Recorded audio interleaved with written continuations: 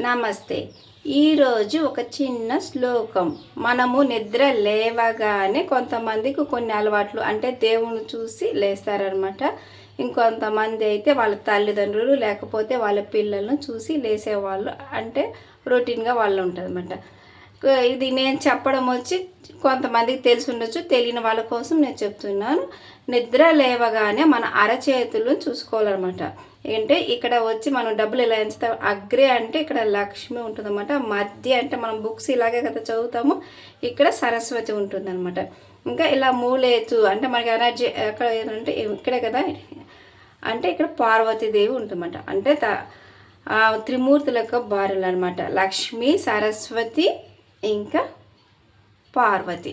ఈ ముగ్గురు కూడా అంటే మనకి బతకాలంటే మనకి మూడు అవసరమే కదా. ఏది డబ్బు కావాలా, చదువు కావాలా, శక్తి కావాలా.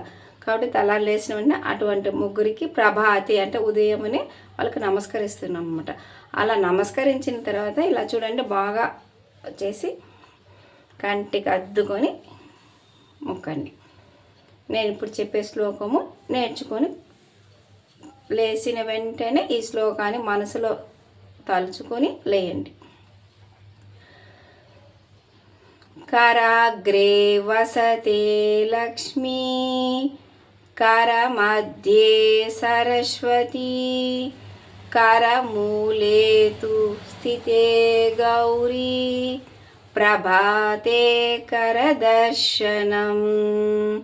ఇలా చూసి కళ్ళకు అద్దుకొని మళ్ళీ మీరు ఉదయం లేచి మీ పనులు మీరు చేసేసుకోండి. ఇది ఏమి గట్టిగా చెప్పాల్సిన అవసరం లేదు, మన మనసులో తలుచుకున్నా కూడా చాలు. అంటే పక్కన వాళ్ళంతా డిస్టర్బ్ చేయకుండా మనం లేచేటప్పుడు మనం మనసులో తలుచుకొని లేస్తే చాలు.